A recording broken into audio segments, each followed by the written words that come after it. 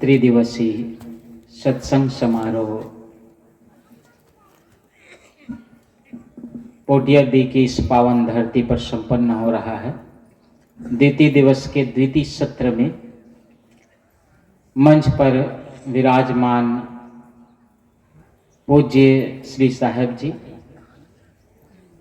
आप बिहार से पधारे हुए हैं और जो यहाँ के अभी मुख्य प्रवक्ता है पूज्य श्री साहेब जी का थोड़ी देर में आगमन होगा, उनको भी वंदन करता हूँ। साथ ही मंच पर विराजमान पूजनीय संत गुरुजन, साध्वी बहनें, नीरछिर विवेकी भक्त सज्जनों, माताओं और बहनों, हम सब यहाँ पर किसी न किसी एक जिज्ञासा को लेकर के पहुंचे हुए हैं। सबसे महत्वपूर्ण है हम क्या चाहते हैं, हमारी चाहना क्या है। आपने सुना होगा कि हमको वो प्राप्त नहीं होता जो हम चाहते हैं, हमको वो प्राप्त होता है जिसके हम योग्य होते हैं। चाहना और योग्यता दोनों महत्वपूर्ण है। हमें वह प्राप्त होता है जिसके हम योग्य हैं। तो सबसे बड़ा प्रश्न यह है कि हम चाहते क्या हैं, उसकी योग्यता क्या हमारे में है। अगर आप गरीब हैं तो उसके कारण में कौन हो सकते हैं, आप अमीर हैं तो उसके कारण कौन होंगे। आप गरीब हैं फिर भी सुखी हैं, उसके कारण में आप हैं। आप अमीर हैं फिर भी दुखी हैं तो उसके कारण में आप हैं। मनुष्य जब तक किसी भी परिस्थितियों के लिए दूसरे को जिम्मेदार ठहराता रहेगा तब तक जीवन में दुख होगा। सुख का एक फार्मूला है, सफलता वस्तुतः अगर कहा जाए तो सफलता का सबके लिए अलग अलग मायने रखता है। सफलता का मूल मंत्र सबके लिए अलग अलग है। कोई एक गाड़ी ले लेता है, जैसे किसी के पास साइकिल है, बहुत दिन से साइकिल में चल रहे थे, साइकिल के बाद वो मोटरसाइकिल खरीद लिए तो उन्होंने सोचा कि मेरा लक्ष्य पूरा हो गया। कोई कार खरीद लेता है, लक्ष्य को पूरा कर लेता है। कोई मकान बना लेता है। सामान्य है सफलता के पैमाने में, कोई या तो नौकरी पा लेता है, जैसे लड़के हो चाहे लड़की, पढ़ने लिखने के बाद में कि एक व्यवस्था मिल जाए तो समझते हैं हम कि हमको सफलता मिल गया है। कोई व्यवसाय कर ले शुरुआत, कोई नौकरी कर ले, कोई अच्छे खेती कर ले। अपने अपने मायने में हर व्यक्ति सोच का एक लक्ष्य होता है और उस लक्ष्य के लिए एक दौड़ है। लेकिन ऐसा जीवन में देखा जाता है कि लक्ष्य तो है लेकिन कोई भी ऐसा व्यक्ति नहीं मिला है जो उस लक्ष्य को प्राप्त कर लेने के बाद में तृप्त हो गया। सबसे महत्वपूर्ण बात अब है कि क्या ऐसी कोई तृप्ति है जिस चीज को हम पा लेने के बाद में पूर्ण तृप्त हो जाए। पूर्ण तृप्त हो जाना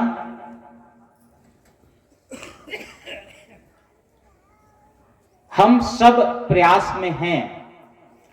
अगर धन हमारे भावनाओं को पूर्ण कर दे और हम तृप्त हो जाएं तो समझ लीजिए कि हमारे जीवन में पूर्णता की प्राप्ति होगी, लेकिन ऐसा कभी होता नहीं है। हर व्यक्ति जो सामान्य स्तर से है वो उससे ऊपर का कल्पना करता है, जो उससे ऊपर उठा है वो उससे और ऊपर की कल्पना करता है। जो ग्रामीण स्तर से विकास में चला गया, एक आदमी जैसे सरपंच बनता है तो सोचता है जनपद सदस्य बन जाऊं, फिर सोचता है जिला पंचायत में चले जाऊं, अध्यक्ष बन जाऊं, फिर सोचता है विधायक बन जाऊं, फिर मंत्री बन जाऊं। ऐसे ही किसी भी भौतिक क्षेत्र में एक आदमी कोई पटवारी बन जाता है, सोचता है धीरे धीरे धीरे धीरे तहसीलदार बन जाओ, फिर एसडीएम बन जाओ और फिर कलेक्टर के लिए दौड़ लगाओ। ये कंटिन्यूटी चलते रहता है। लेकिन सबसे महत्वपूर्ण बात है, इन सब के बीच में भी अतृप्तता बनी रहती है। जो सबसे मूल में है कि असली सफलता क्या है। आप सब के लिए सफलता का मायने अलग अलग है। हर किसी का एक लक्ष्य बना हुआ है और उस लक्ष्य के लिए सबका एक रेस है। और जीवन को जब हम गहराई से और गहनतम झांक करके देखते हैं ना, तो हमें पता चलता है कि जैसे आपका 40 वर्ष बीत गया हो, 30 वर्ष बीत गया हो और लौट करके देखो कि आपको क्या मिला है और क्या आपने पाया है, क्या खोया है और आपको करना क्या था। तो आप जब झांक करके देखेंगे ना, तो अनायास आपको पता चलेगा, यार शायद मैंने ऐसा सोचा तो नहीं था, बस होते जा रहा है। सही है, बस परिस्थिति आई और परिस्थिति के अनुसार से आप चलते रहे और परिस्थितियों में आप जीते गए।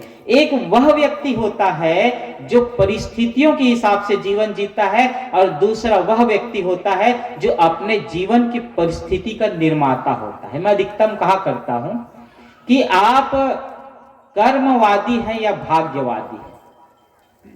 आप कर्मवादी हैं या, कितने लोग अपने आप को भाग्यवादी मानते हैं, कितने लोग अपने आप को कर्मवादी मानते हैं। जो कर्मवादी होता है वो कर्म पर विश्वास करता है। और जैसे मैं बीच में आपसे कह रहा था कि जब तक हम ये विश्वास कर लें कि अगर हम दुखी हैं तो उसके कारण में हम हैं, इस बात का विश्वास आप कर लें। अगर आप सुखी हैं तो उसके कारण में आप हैं।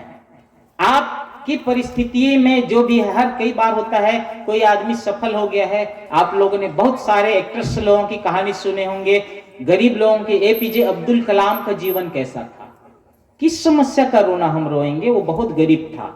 अमिताभ बच्चन की जिंदगी को आप झांक करके देखें, कितना गरीब था।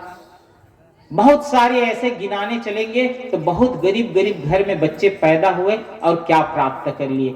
तो आपके पास एक बात होगा, उसकी बात अलग है।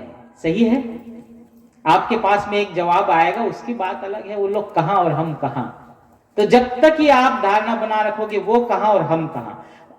सबसे महत्वपूर्ण है, संतों ने कहा है कि आपके अंदर भी वही चीज है जो सफल लोग में है। सफल लोग और असफल लोगों में सिर्फ एक चीज का अंतर है। सफल लोग और असफल लोगों में एक ही चीज का अंतर है, वह है विचारधारा का। अगर आप असफल हैं तो वो आपकी विचारधारा है, और आप अगर सफल हैं तो वो आपकी विचारधारा है। अगर आप सफलता चाहते हैं तो निश्चित रूप से आपको मिलेगी, चाहे वो किसी भी क्षेत्र में हो, चाहे आध्यात्म के क्षेत्र में हो, व्यवहार के क्षेत्र में हो, आपको सफलता मिलेगी ही। लेकिन आपको विश्वास रखना होगा कि आई कैन डू इट, मैं कर सकता हूं। अपने आप पर विश्वास कर लेना सदगुरु कबीर साहब जी का जो मूल संकेत है, मूल निर्देश है, सफलता के मूल में है कि जो कोई भी व्यक्ति सफल हुए हैं इस दुनिया में, उनमें और जो असफल हुए हैं उनमें अंतर क्या है, आप देखेंगे सिर्फ और सिर्फ विचारधारा के अंतर है, सोच का अंतर है कि आपकी दृष्टि कैसी है, आप देखते कैसे हैं। समस्या तो एक है, जैसे कोई आदमी हाथ में दर्द हो तो दर्द कोई है। जैसे आज कोई बीमार हो गया हो, उसको चलो भाई थोड़ा सत्संग में चले, बोलेंगे हाथ में दर्द हो रहा है, नहीं जाऊंगा। किसी के पैर में भी दर्द हो रहा होगा, किसी के पैर में बहुत दर्द है, फिर भी यहां पर बैठा होगा। बहाने हम जितना बनाएंगे, जीवन में हम बहुत बहाने बनाते हैं। जब आपके पैर में दर्द हो तो आप उसको देखना जिसके पैर नहीं है। एक विचारक ने लिखा है कि मैं बहुत रोता हूं, मैं बहुत रोता हूं इसलिए कि मेरे पास जूते नहीं हैं। लेकिन मैं तब चुप हो जाता हूं जब देखता हूं किसी व्यक्ति के पैर ही नहीं है, तब मैं चुप हो जाता हूं। सही है, मैं चुप हो जाता हूं जब देखता हूं किसी के पास पैर ही नहीं है। आप हर दिन शुक्रिया अदा करें, प्रकृति का आभार करें, जहां से जो कुछ मिल रहा है ना, आपकी दृष्टि में एक दो चीजें आपसे कहूंगा कि एक है आप कृतज्ञता ज्ञापित करें, जो कुछ भी हमको मिला है उसके लिए धन्यवाद।